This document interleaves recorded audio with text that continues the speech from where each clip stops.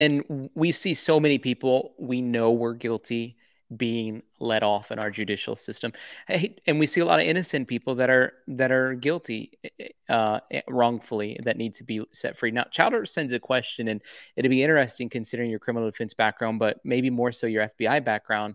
Is it is the time of going into the house around 4:04 and being out of the house by 4:17 a.m. and in the car by 4:20 a.m. 4 murders in 15 minutes, or less? How have you processed that? We've actually calculated the time out, and it's about 6 minutes. But human response time is about a quarter of a second. So have you ever heard of the OODA loop? No, I'm not familiar with that concept. If there's a danger, you orient to the noise, okay? And then you observe it, right? Then you determine if there's a danger to it, and you make a decision, and then you act. So that takes about a second. So you don't break it up into minutes, the stabbings. You break it up into seconds. And so going into a house where I've got to know that the doors were all unlocked. I mean, it's a home, but locking the door is not something that young people tend to do a lot.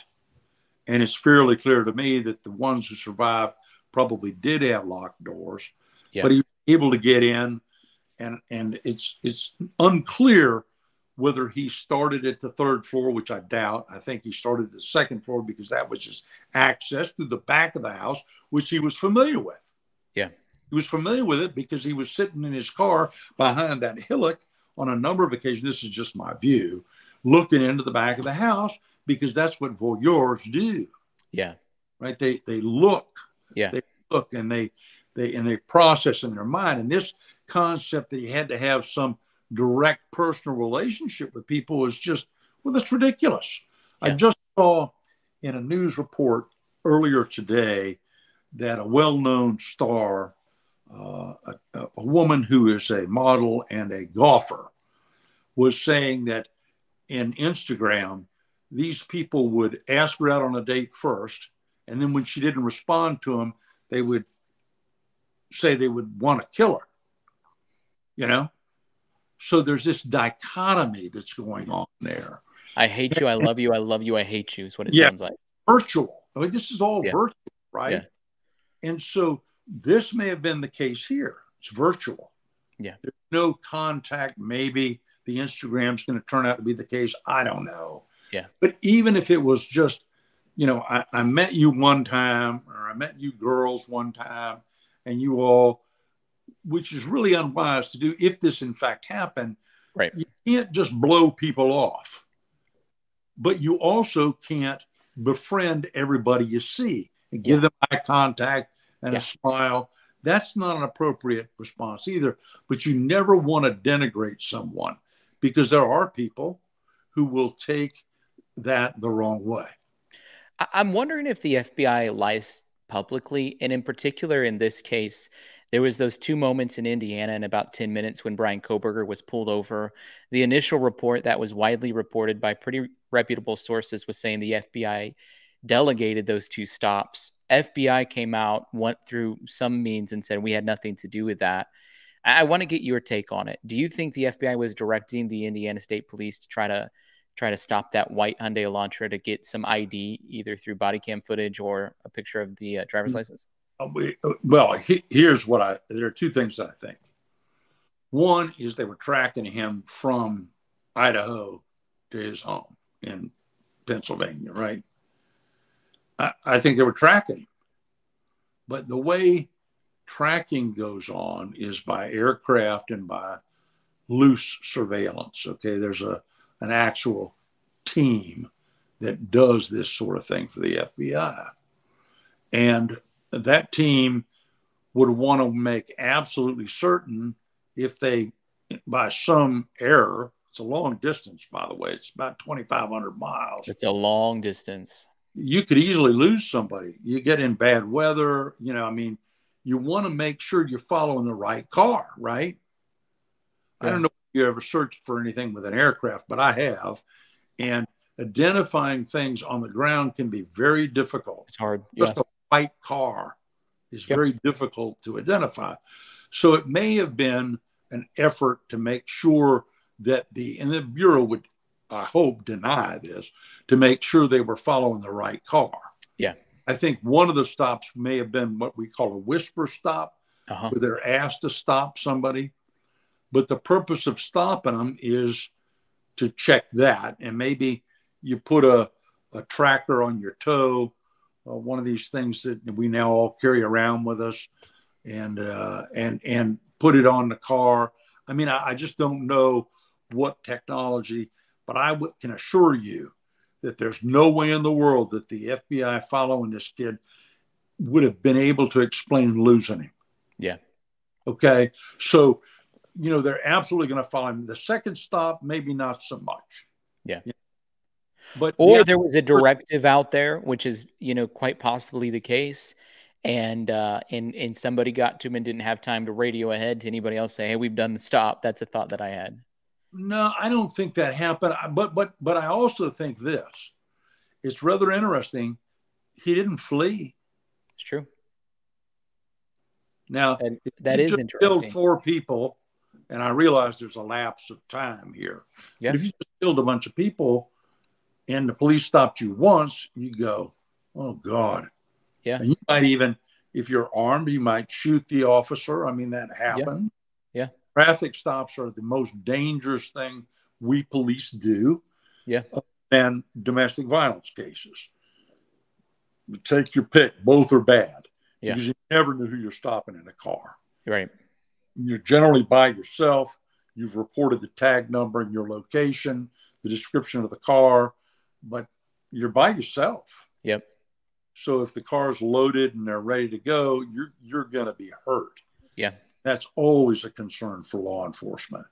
So I think when they may have stopped him the first time and gotten some information about who he was and that sort of thing. Mm-hmm. It's interesting to me.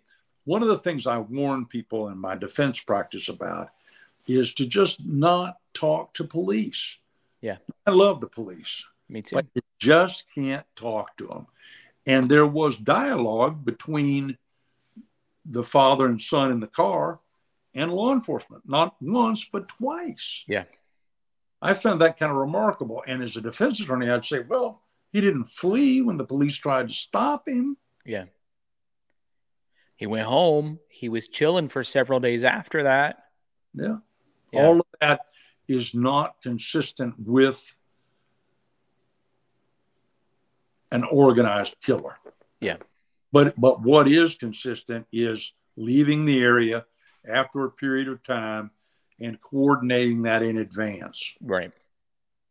Was there anything weird to you about the response time between 4:20 a.m. when the murders took place and the 911 call that was roughly 7.5 hours later?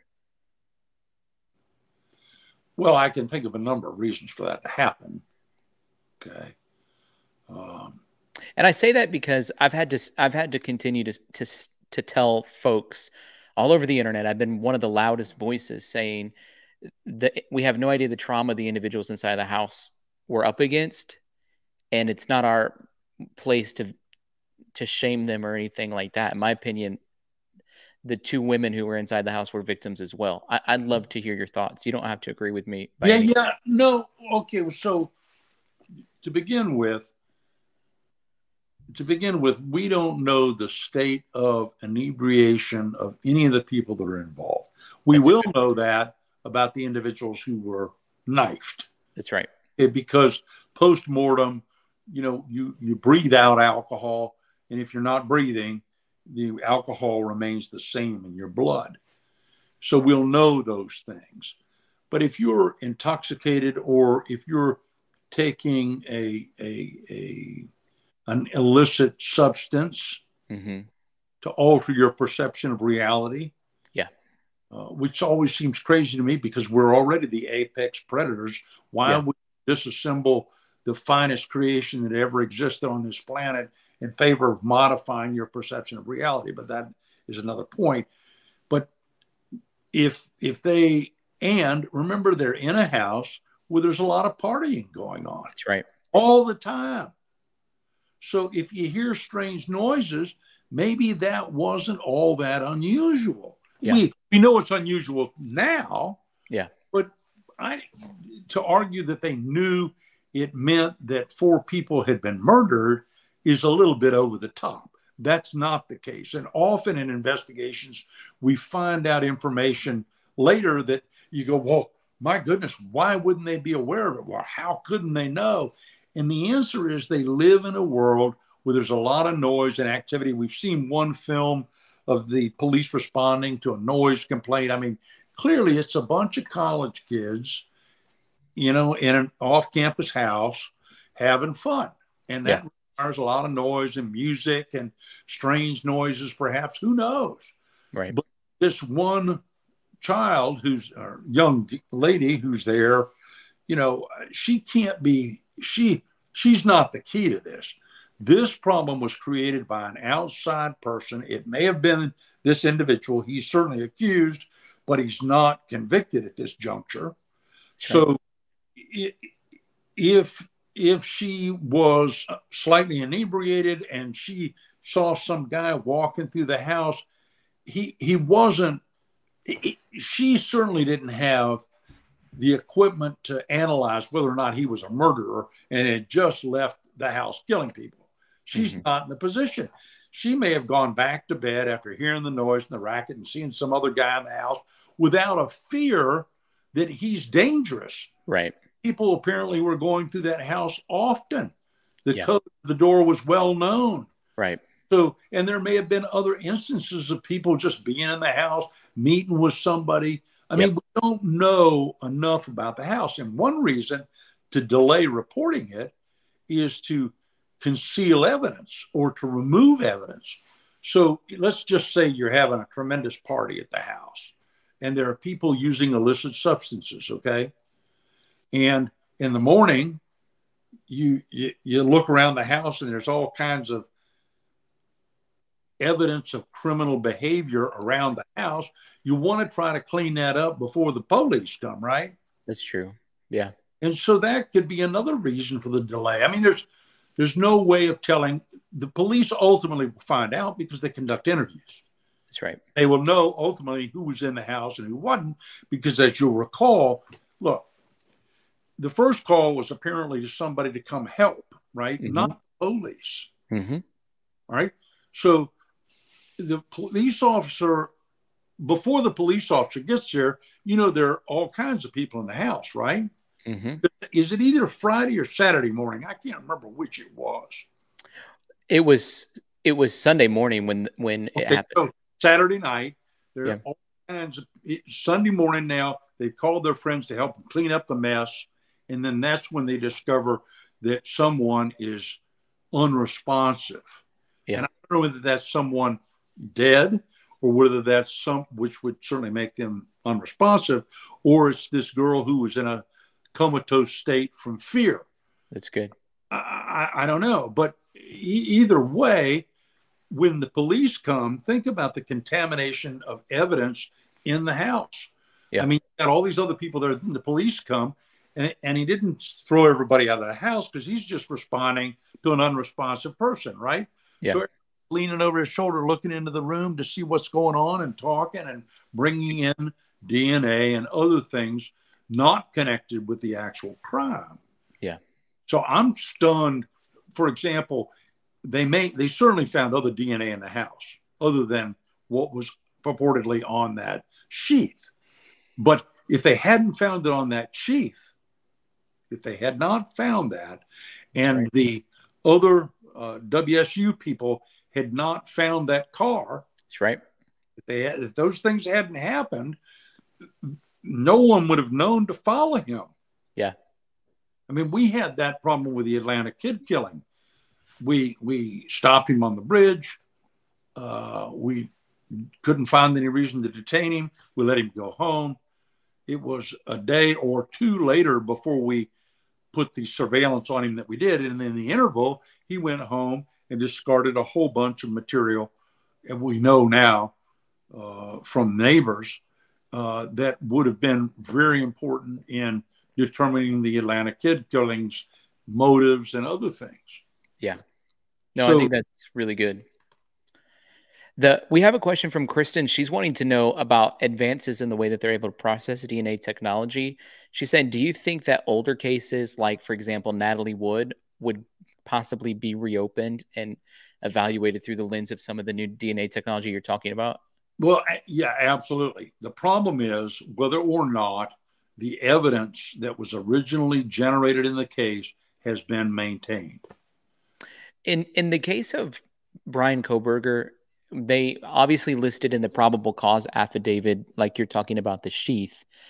Is it standard procedure that there would be multiple pieces of DNA that would match Bryan Kohberger, but they wouldn't list it in the probable cause affidavit? Or would Sure. the Oh, no, absolutely. Well, there's a reason for that. And the reason is that they only need enough to get a judge to sign the warrant. That's it. So this is minimization.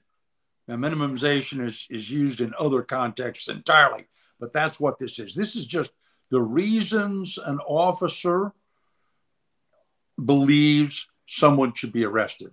And if a judge will sign off on it, then they're good to go. Mm-hmm. And you don't want to add additional information if you've looked at the affidavit, which I'm sure you have. There are no named FBI agents in the thing. It's true.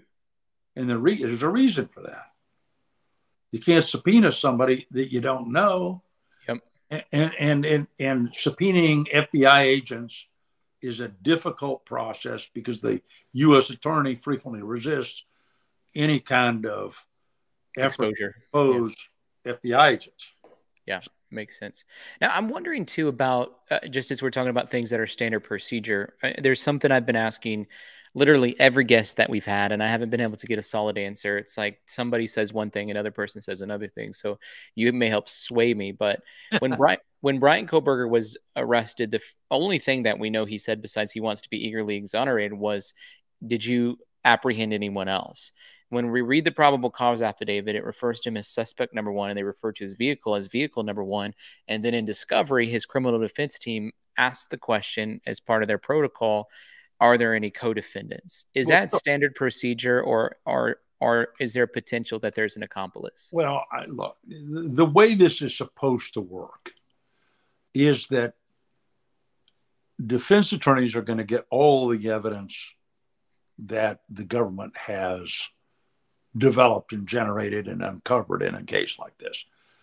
The problem is, as a defense attorney, you have to know what to ask for. Oftentimes, attorneys not well versed in the behavior of law enforcement or the federal law enforcement don't know precisely what to ask for. Yeah. So that's somewhat problematic. Now, the government's supposed to provide you with what's known as Brady material, which would be any kind of information that might suggest that my client is innocent, right? Yeah. And so the problem today is this, and I want you to just put your thinking cap on about this because this is really important, okay? You only have to turn over what you're going to use. Yeah. Okay? And you don't, even though there are requirements that they turn over everything, there are technologies available today which far exceed the knowledge of every defense attorney. Yeah. Again, if you don't know to ask for it and you don't ask for it and it exists and it may or may not be Brady. You see, the problem with information that may support the innocence of your client is you don't know what that is, right? Yeah. And so if you don't have everything the government has, everything, then it's very difficult to effectively protect your client because some of them are innocent. Yeah. Many guilty, some innocent, right? So then you would ask a question like, is there a co-defendant? Because you don't know what they know, and you might not even think there is one, but it's kind of standard procedure to say. No, in this particular case, it's fairly clear who that co-defendant would be, right? That's his father. Mm-hmm. I mean, his father went and picked up someone who's accused of horrendous murder and drove him across the country. Yeah.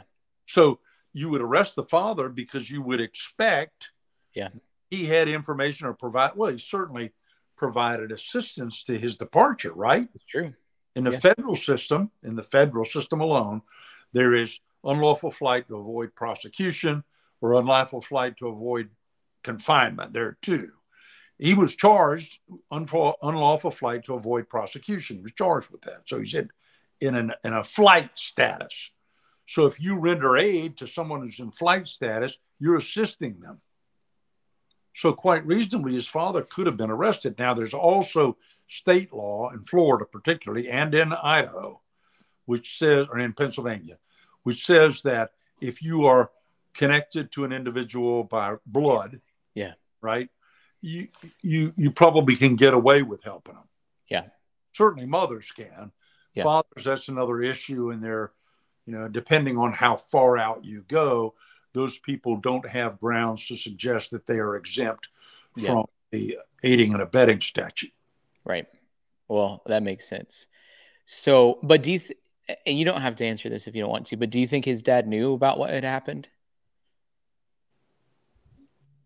Well, I don't think there's any way to tell that. I think that knowing older folks as I do, being one myself, our ability to hide a reaction when stopped by the police would be less than we would want it to be. In other words, we'd be panicked out of our minds. And I don't think the father was panicked when they got stopped by law enforcement. That's true. It's a good point. I think Bryan Kohberger had a scare on his face. Well, I mean, if he's guilty, I mean, well, hey, you get stopped by the police, how do you think your face looks? Yeah, right. I mean, I used to, well, I wrote literally hundreds and hundreds of tickets when I was a cop in Miami. And, and made just many, many arrests as a result of the tickets. And back in my time, if you were using marijuana, it was a felony, and you use the number of arrests you get to help you on your way to being a detective, because a detective can dress like Crockett and Tubbs, and you have a hideaway gun and an unmarked car, and you're the top of the top at that point. So everybody wants to move from being a street officer to being a detective for those reasons. There are others, but it's important. And I think that in this circumstance, the failure to actually arrest somebody leads me to believe that the government was somehow involved in that initial stop. Yeah. Maybe not the second one, but the initial one. We have some questions coming in. This one's coming from Amy Heights. She's saying, do you have any thoughts on him returning to the scene at 9 a.m.? Well, I don't think it's unusual at all for people who are engaged in criminal activity to see what their behavior has wrought. Mm-hmm. So that certainly happens in fire cases, arson cases, and it happens in other cases as well. Mm-hmm. Again, I mean, in the 70s, we set up a group to interview people, after Bundy killed the girls in the Chi Omega and injured another one. We set up hoping that the person would come back. Yeah. And we'd be able to identify him, right? Yeah. He'd walk up and he would see a police officer there, undercover. And when he was announced, I'm Officer so-and-so with Tallahassee, he would flee, right? And you'd chase him down, catch him, and you'd have the killer. So absolutely, criminals often do that. And particularly, I should think, organized killers more than disorganized killers. Yeah. And this is clearly, in my mind, an organized killer. Oh, for sure. For sure. Yeah. We have a question from Annette asking about DNA, and I'm sure you're familiar with like Ancestry, DNA, or 23andMe and that kind of stuff. She's saying, do you think the general public should participate in those DNA testing sites? No, I don't think so either. Well, defense attorney, look, I fought for many years. I've been doing this as a criminal defense attorney since 2001. Mm-hmm. It wasn't unusual. If you got arrested if you got arrested in the United States for a felony, they would take your fingerprints. And once they took your fingerprints, you're in the NCIC system. Mm-hmm. Now, the National Criminal Index was designed for one particular group, and that was FBI agents in the 1960s and 70s. No one else had access to that information. And the reason was that we wanted to be able to identify modus operandi in other parts of the country. We were doing certain things then. We would use that as a lead generator. Mm-hmm. We weren't really using that to determine who had a criminal history. Right. But as time progressed, everybody wanted access to it. Right. The firemen were getting access to it, right? And now it's a federal felony for you to get that information if you're not an authorized person. But who's an authorized person? Well, an authorized person is anyone who runs a bank, anyone who runs a nursery, so the list goes on and on. Now, almost everybody can get access. Yeah. So that was the beginning of the problem, because that came from fingerprints, right? Right. And then in probably the early 90s, 2002, 2003, I guess, they started wanting to take DNA swabs. Well, I'm like, what are you talking about? Mm-hmm. Fingerprints, okay. It's been around a long time. We use that a lot. But DNA, no way. And let me tell you why I'm against the taking of DNA. And we're seeing some of this today with COVID and other things. They're manipulating the genome, okay, in ways that were never expected. We never expected people to be able to do that. So if you got arrested for a felony in Jacksonville, you're in a special system where they keep DNA information. And let's just say they wanted to take out every guy who wore suspenders. Mm-hmm. My DNA was part of that suspender wearing fetish, okay? Mm-hmm. Mm-hmm. They could identify that particular gene and turn it on or off and eliminate me. Mm-hmm. So I'm like, no, we don't want DNA out there, because that's the ultimate connection for the government to me. Right.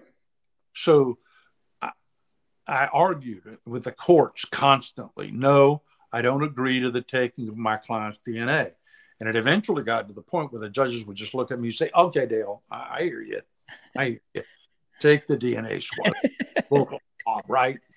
You've been heard, denied. Yeah. Well, but people don't understand that the use of computers has advanced our ability to analyze things at light speed. That's right. And I think that's not necessarily a good thing. Yeah. Now, it does help identify and help with individuals been falsely accused, right? And they get out of prison. They've served 30 years for a murder or rape. And they get out because it's determined that, yet it's true, somebody else did that. Even though the individual proclaimed their innocence, that wasn't sufficient to prevent a conviction. Mm-hmm. So in this case, what can we expect 6 months from now? When do you think it'll go to trial? How long do you think it will take before there's justice either being brought down or they're continuing a search? Well, let me just say one other thing about DNA. When you provide information to a private company, you lose control of that information. So if they want to give it to the government, they may not want to give it to the government. They would get subpoenaed for that information. Mm-hmm. The result is that you don't have any protection from that. And the same is true for other aspects of the criminal justice system. Mm-hmm. If our information is now stored in the cloud, we don't control the cloud. Mm-hmm. Third party controls the cloud. Right. So the third party can be subpoenaed to provide that information that's on my cell phone right now. Yeah. I don't want that to happen. Right. So my option is to simply not be on the internet at all, not give my DNA, right. Which, by the way, we drop off DNA every time we go someplace. That's right. Okay, so it's fairly easy for the government to acquire DNA of us. All right. Come into my house covertly, they go get a comb, they got all they need, right? Yeah. So Toothbrush. it's really important for people to think about how important it is to them to know their genetic makeup and whether or not they should engage the services of a company. Once you've done that, you're in the system in a way that you can't extricate yourself ever. And people are voluntarily joining their own systems to try to figure out what their Right. ancestry is. And we're doing that with what I'm doing with you right now. Yeah. If they wanted to find me, it'd be a fairly simple, easy task. Yeah. And again, the government has equipment and gear that can monitor us, on a day-to-day basis. Now, this is not a conspiracy idea. This is factual. There's a process called Stingray, which is a cell phone emulator, which the government leases from a company. And there is a protection agreement that they will not divulge any information concerning the operation of Stingray or information it derives. And, should they be using those things? Well, if you're the victim of a crime, you want them to use that stuff to catch them, right? You want them to do that. But at the same moment, you are giving away your right, your individual freedom to privacy. And you never know what someone else's agenda has planned for you. That's right. Are you familiar with the software called Pegasus 2.0? Is that an AI software? No, it's a software that was developed, I think, by the nation of Israel. If not, then it's by a subgroup in the nation of Israel. So I don't know if it's the government or just a technology firm there, but essentially they sell to third-party vendors most of the time, large governments, because they're the only people who can really afford the price tag they put on it. But you can send a text message to any person or WhatsApp message, anything. They don't even have to open it. You send them a message, and then it downloads every single thing on their phone, every message that's ever been typed, every single picture, every video. I haven't heard of that, but it's no doubt exists. I mean, I was aware of Carnivore, which is a government program that searches emails for information. Yeah. I mean, so they've had that technology. They had the Blackbird, the SR-71, for decades before it was ever revealed. Right. And you got to know our government has the capability. The question is the moral and ethical reserves of individuals using that equipment. That's right. Because if they want to use it in a negative way, it will affect all of us negatively. But if they recognize the Constitution as having some effect on what their behavior, which should control their behavior, perhaps they'll be disinclined to use it in an improper way. Well, I know that Pegasus 1.0 had gotten into the wrong hands, some enemies of our government. And I don't know. And they on Pegasus 1.0, you actually had to click on something and it would give you everything. Pegasus 2.0 is the next iteration of that. And I don't know if they're selling it to Iran and Syria or if they're able to just get the information. But I think it's an interesting point of conversation that we're having. We do have a question from Alan, and I think it's an interesting thing that we haven't talked about. Just saying, why do you think that Bryan Kohberger left two people in the house alive? Well, here's my thought process about that. Oh, that's from Patty too. They both asked the same question. The first person was downstairs, and if in fact this individual was watching from the back of the house on these other occasions where he was behaving as a voyeur might, then that individual would only have access to the upper two floors and would only be aware that there were people in the upper two floors. Mm-hmm. So he came in that second floor. Now, there's a lot of discussion as to whether or not one of the girls, the one listed as DM, was on the second floor. And I believe she was. Yeah. And why she wasn't located and attacked is unknown to me. I mean, but she may have had her door locked. Right. And the two that were adjacent across the hall from her may not have had the door locked. So Right. it may be something just as simple as that. Right. When the primary targets were likely to be on the top floor. And there are reasons I think that. I don't know that I can articulate it as well as many other people can. Right. But I will just tell you that the additional damage done to one of the individuals on the third floor would be indicative of an extreme anger. Typically, Right. people are stabbed more than once or twice. Targeted. They are. There's anger connected with the injury. Yeah. And of course, it's another interesting point. Everybody thinks there's a whole lot of blood, and I've been to a lot of these kinds of cases. In the instant that it happens, people think that when you shoot somebody, there's blood everywhere. And that's untrue. That's Hollywood. It's not that. The body immediately responds to the injury by closing the skin and preventing coagulation everywhere. Well, the skin is elastic, so it expands and then it contracts immediately. Yeah. And all sorts of, you're designed to sustain that injury and to live for a little bit of time.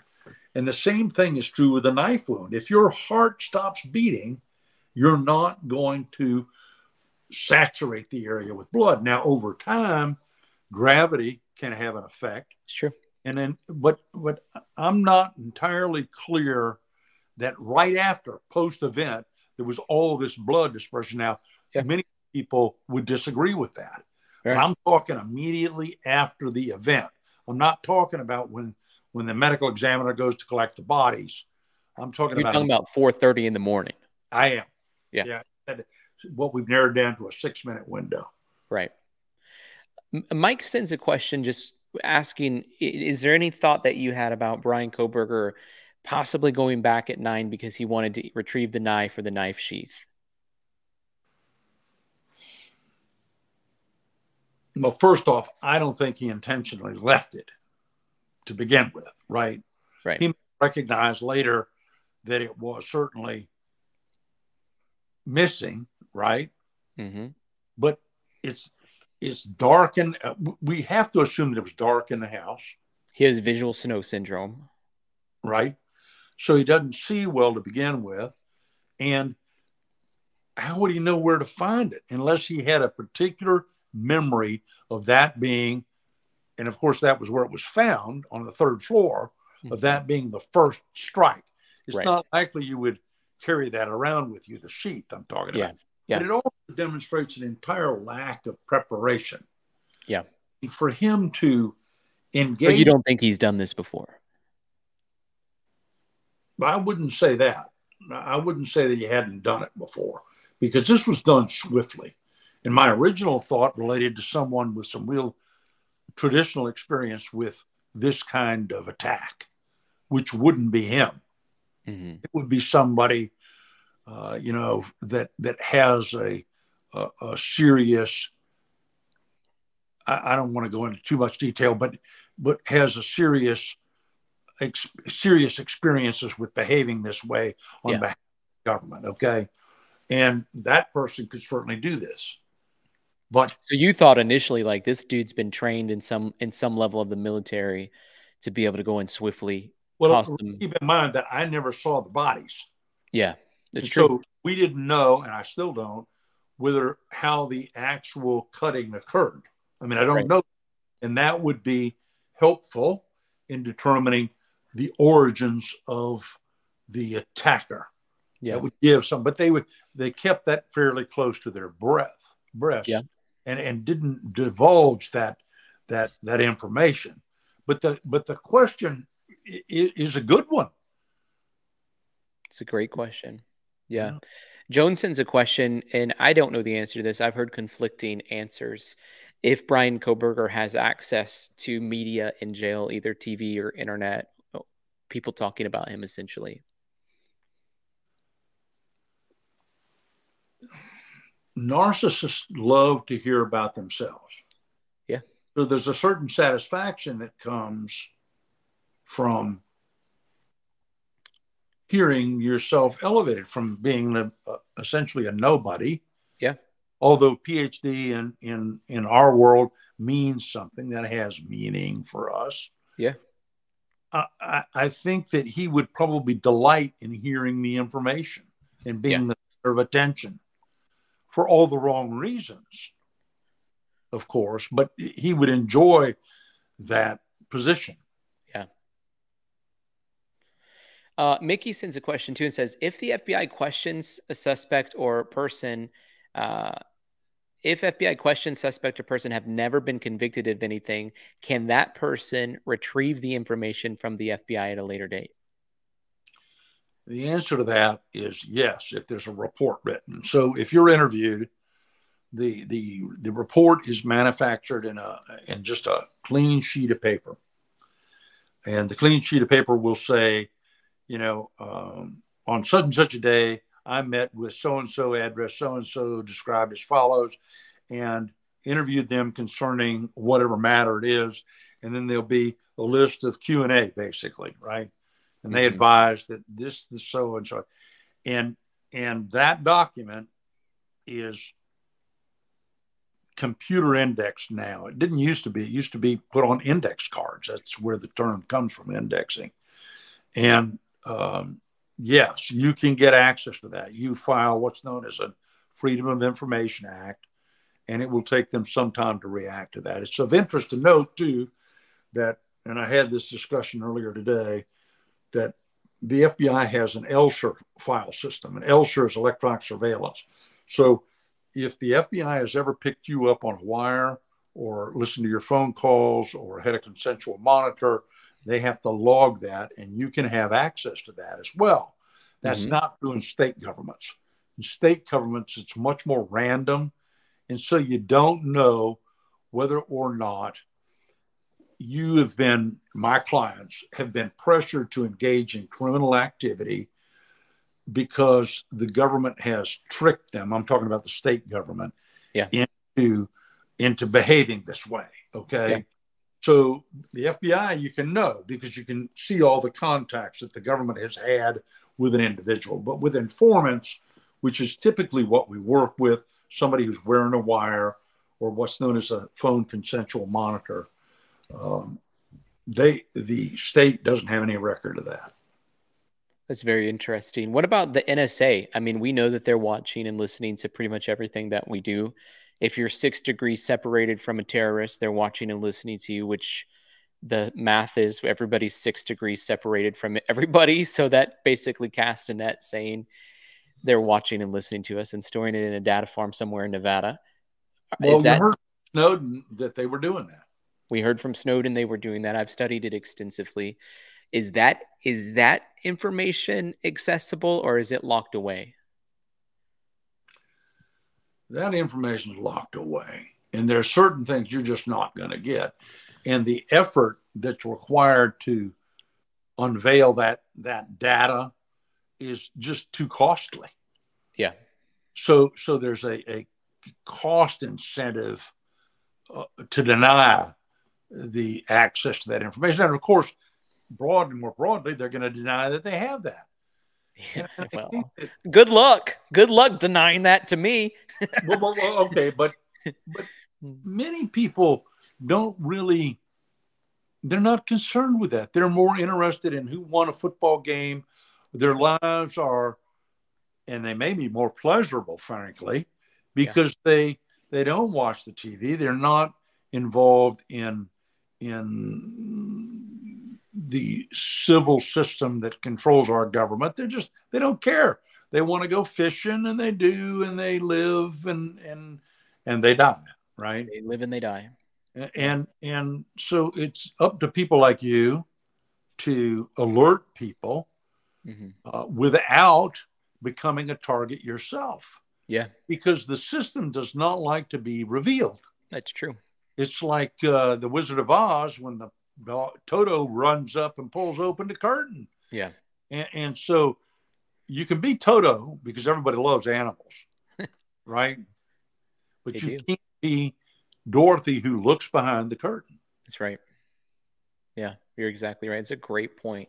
Well, Dale, this has been one of the most fascinating conversations and one of my favorite that I've had involving this case.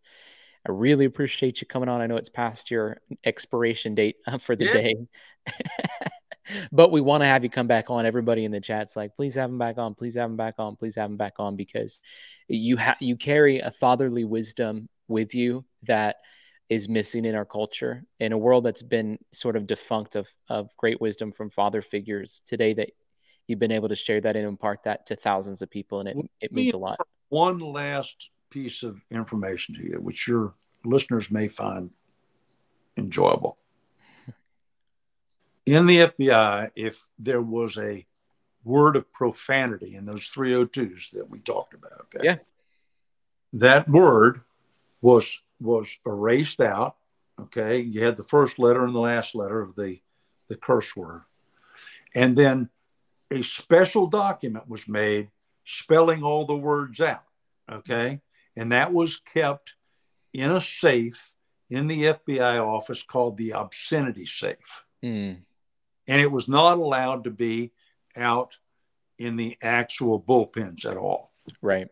That's the difference, substantial difference between your generation and the generation that I come from.